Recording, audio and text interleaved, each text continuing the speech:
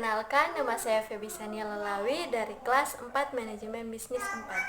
Pada saat ini saya akan menjelaskan mengenai tugas lobi dan negosiasi, yaitu soal nomor 1. Jelaskan persiapan-persiapan yang harus dilakukan dalam negosiasi. Persiapan yang harus dilakukan, yang pertama itu persiapan diri dalam negosiasi. Yaitu yang pertama, orang sebagai negosiator harus mengetahui permasalahan apa yang akan dibahas dan juga harus mencari informasi sebanyak mungkin. Dan yang kedua itu, setelah orang tahu apa yang akan dibahas, orang harus mencari solusinya. Yang ketiga itu, orang harus menentukan posisi melalui kepentingan supaya orang dapat menentukan strategi apa yang sesuai dengan kepentingan. Dan yang keempat itu menentukan batas tawaran dan juga memilih solusi alternatif. Karena seorang negosiator harus menentukan kerugian kesepakatan yang paling buruk supaya dapat ditoleransi ketika tidak terjadi kesepakatan. Dan yang kelima itu mengatur target dan juga menentukan pembukaan tawaran pada pihak lawan. Dan yang berikutnya itu, orang harus menggali informasi mengenai pihak lawan seperti kepentingan-kepentingan, strategi, kelemahan dan kelebihan mereka, agar orang boleh mau mengalahkan mereka dengan informasi-informasi yang orang dapat. Dan yang berikutnya itu orang harus menyampaikan isu sesuai dengan fakta dan argumen yang kuat dan jelas. Selanjutnya orang harus menentukan protokol-protokol dan juga aturan-aturan yang ada dalam negosiasi. Persiapan yang berikutnya itu mengenai persiapan penguasaan masalah negosiasi, yaitu orang harus menggunakan 5W tambah 1H. 5W tambah 1H itu seperti what atau apa, contohnya apa tujuan orang mau melakukan negosiasi. Yang kedua, who atau siapa, contohnya itu siapa lawan bicara kita. Yang ketiga itu why atau mengapa. Contohnya itu mengapa orang harus mau melakukan ini negosiasi. Yang ketiga itu when atau kapan. Contohnya kapan ini negosiasi akan dilaksanakan. Yang kelima itu where atau di mana. Contohnya di mana akan dilaksanakan negosiasi. Dan yang keenam itu how atau bagaimana. Contohnya itu bagaimana solusi jika terjadi kerugian dalam kesepakatan. Dan persiapan yang ketiga itu langkah-langkah strategis dalam negosiasi. Yang pertama mengenali masalah. Mengenali masalah maksudnya di sini orang harus menentukan DP tujuan, siapa yang akan menjadi pihak lawan orang, dan juga orang harus menentukan isu-isu dan mencari solusinya. Yang kedua itu memutuskan untuk bernegosiasi. Maksudnya di sini orang putuskan apakah ini boleh dinegosiasi atau tidak. Yang ketiga itu menganalisis kebutuhan. Jadi DP maksud orang bukan mau mengutamakan orang punya kebutuhan, tetapi juga orang harus mengutamakan pihak lawan. Dan yang keempat itu menganalisis mata uang. Mata uang di sini adalah waktu, peluang, kekuatan, dan juga pengakuan. Soal nomor 2 itu jelaskan bagaimana pelaksanaan negosiasi. Pelaksanaan negosiasi yang pertama itu persiapan yang harus dilakukan sebelum negosiasi. Persiapan-persiapan yang harus orang lakukan, yang pertama itu perencanaan atau planning yang berfungsi untuk menentukan maksud dari diadakannya negosiasi atau goals dan membahas tentang kebutuhan apa yang diperlukan. Yang kedua, mengetahui pihak lawan. Yang harus diperhatikan adalah asumsi mengenai pihak lawan. Mengetahui kemampuan pihak lawan dapat dilakukan dengan mempelajari keadaan pihak lawan. Yang ketiga itu menentukan setting, mencakup tentang akses yang pertemuan dan dilaksanakan akan mudah bagi negosiator untuk menentukan rancangan yang lebih mendalam untuk melakukan proses negosiasi. Dan yang keempat itu menentukan peraturan negosiasi. Peraturan harus memperhatikan kedua belah pihak dapat berjalan dengan baik. Yang kelima itu penguasaan terhadap fakta dan isu. Yang keenam, pengumpulan informasi yang diperlukan adalah tentang posisi lawan dalam bernegosiasi. Dan yang kedua itu ciptakan suasana menyenangkan saat negosiasi. DP maksud di sini, torang harus cairkan suasana dengan torang pegaya sendiri. Tersenyumlah dan jabat tangan dengan hangat. Torang mesti sapa dengan hormat dan panggil nama lawan bicara dengan sebutan yang tepat. Torang harus sisipkan humor dengan tetap menjaga kesopanan supaya dapat mencairkan suasana. Kita bisa melontarkan beberapa topik ringan yang disukai lawan untuk dialog pembuka sebelum torang masuk dalam negosiasi. Dan yang ketiga, cara menyampaikan usulan tawaran dalam negosiasi, yaitu menggunakan bahasa yang santun, terdapat ungkapan persuasif, berisi pasangan tuturan, kesepakatan yang dihasilkan tidak merugikan kedua belah pihak, bersifat memerintah dan diperintah, dan didasari argumen yang kuat dan fakta. Dalam satu waktu tidak menyajikan lebih dari 3 argumen, meminta alasan terkait persetujuan yang dilontarkan mengapa iya atau tidak. Cara yang keempat itu menanggapi usulan tawaran dalam negosiasi. Jadi torang harus menentukan pandangan, kesimpulan, dan lontaran kata seperti kata tidak bila tidak setuju dengan persetujuan yang disampaikan oleh pihak lawan kita, dan memberikan penjabaran kembali mengenai pokok negosiasi pihak lawan sebagai tanda yang bahwa kita mengerti apa yang disampaikan oleh pihak lawan.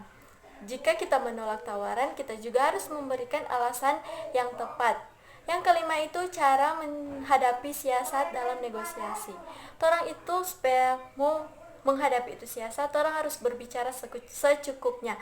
Maksudnya torang harus memberikan jeda saat torang berbicara. Yang selanjutnya itu tumbuhkan percaya diri. Jadi torang harus tumbuhkan percaya diri supaya torang memang fokus berbicara dengan pihak lawan, dan torang harus perhatikan pihak lawan dengan simpati untuk memenangkan hati mereka. Berikutnya, berpandangan positif. Dan juga jangan tergesa-gesa dalam membuat kesepakatan.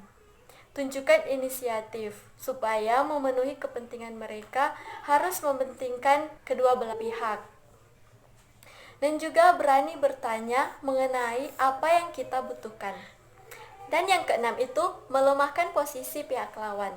Torang harus kumpulkan dan kuasai data informasi, pahami posisi tawar-menawar kita dan pihak lawan. Dahulukan kepentingan kita, tapi juga jangan torang mengabaikan kepentingan dari pihak lawan. Dengarkan dan ajukan pertanyaan dan ciptakan suatu rasa kelangkaan. Soal nomor 3, jelaskan bagaimana menutup negosiasi.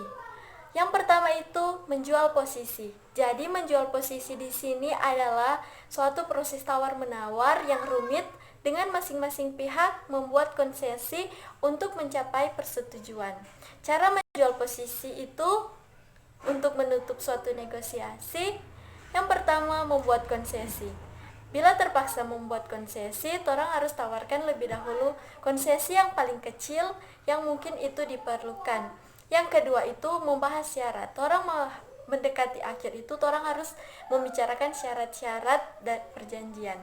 Yang ketiga itu menegosiasikan paket. Jadi menjelang penutupan, orang harus memulai mendiskusikan ketentuan, orang harus mengumpulkan semua hal yang telah dibicarakan dan kelompokkan hal-hal yang berkaitan. Orang bisa memenangkan hal-hal kecil dalam paket untuk memperkuat posisi dan mencapai sasaran utama. Dan yang keempat itu menghindari penolakan.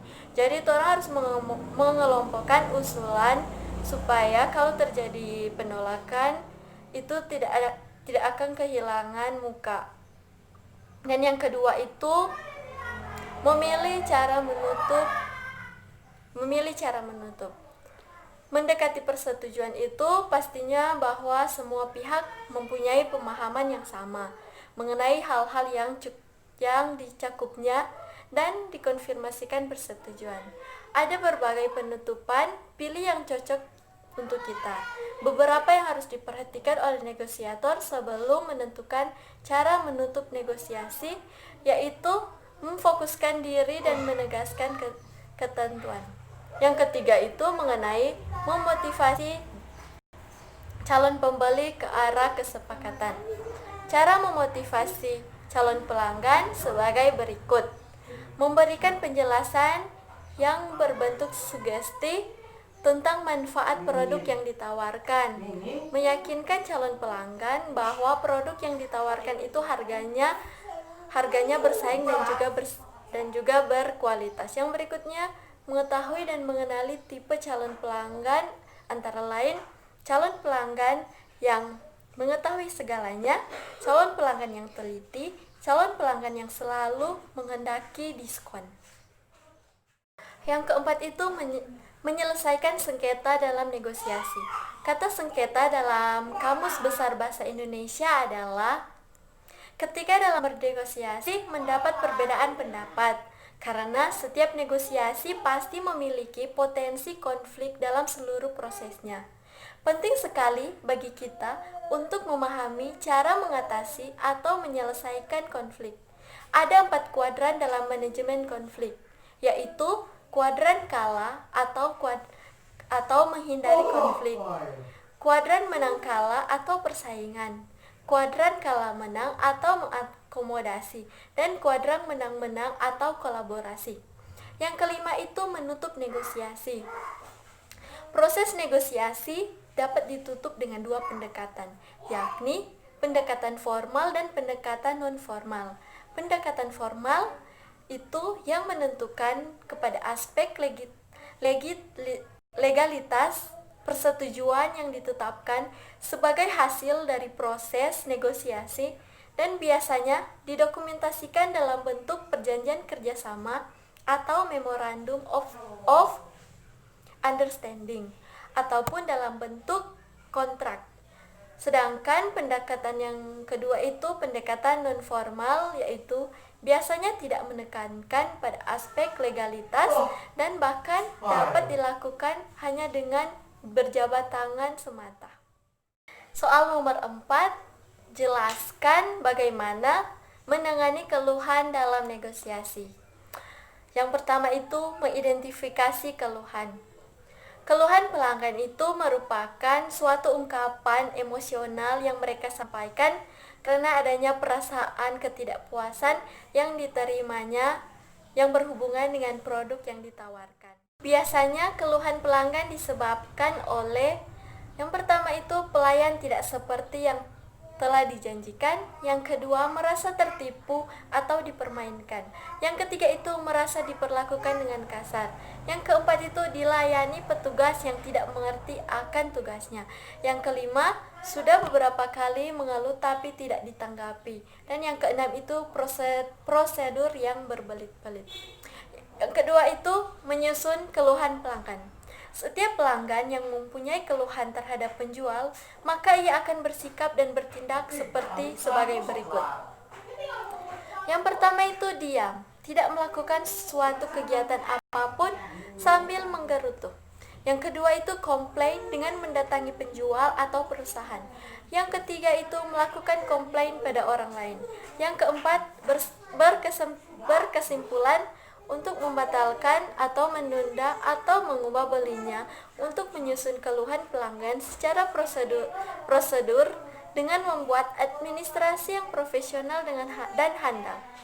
Dan hendaknya perusahaan menyediakan mekanisme yang efektif dan efisien, misalnya dengan menyediakan perlengkapan fasilitas sebagai berikut: menyediakan kartu komentar, menyediakan belangko keluhan pelanggan, penyediaan kotak saran dan pengaduan, penyediaan petugas customer service di tempat perusahaan, dan penyediaan PO Box untuk pengaduan keluhan.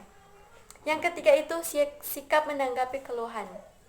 Sikap yang pertama itu bijaksana, adil dalam memberikan keputusan dan dalam tawar-menawar yang disampaikan calon pelanggan, serta menanggapi suatu kewajiban bahwa hal itu terjadi. Sikap yang kedua sabar, melayani dengan senang hati dalam tawar-menawar dengan calon pelanggan. Sikap yang ketiga tidak putus asa, suatu keadaan tidak menyerah dalam menghadapi pelanggan dalam proses tawar-menawar. Yang keempat itu sikap cermat, yaitu menanggapi dengan seksama serta mencarikan penyelesaian terhadap hal yang dijualkan calon pelanggan dalam tawar-menawar. Yang kelima itu sikap teliti, mengkaji dan memahami satu persatu hal-hal yang disampaikan calon pelanggan. Yang terakhir itu bertanggung jawab, yaitu orang harus memberikan tanggung jawab dan memberikan jalan keluar terhadap hal-hal yang dialami dalam tawar-menawar dengan calon pembeli dan siap menanggung resiko dari keputusan tersebut. Soal nomor 5, jelaskan strategi-strategi yang dilakukan dalam negosiasi. Ada 4 strategi, yaitu yang pertama win-win, yang kedua win-loss, yang ketiga loss-loss, dan yang terakhir loss-win. Yang pertama itu win-win, yaitu strategi negosiasi yang kedua belah pihak itu menang. Jadi tidak ada yang kalah, dua-dua itu sama-sama menang. Di sini kedua belah pihak berupaya supaya mendapatkan hasil yang sama-sama menguntungkan. Jadi di sini perlu memakan waktu yang sangat panjang. Yang kedua itu win-loss. Win-loss di sini pihak yang pertama itu menang, sedangkan pihak yang kedua kalah. Jadi pihak yang pertama menghalalkan banyak cara supaya dapat memenangkan negosiasi. Yang ketiga itu loss-loss. Jadi di sini dua-dua tidak mendapatkan keuntungan. Jadi dua-dua itu kalah, sehingga negosiasi ini dapat merugikan kedua belah pihak. Strategi ini biasanya untuk menghindari kerugian yang lebih besar.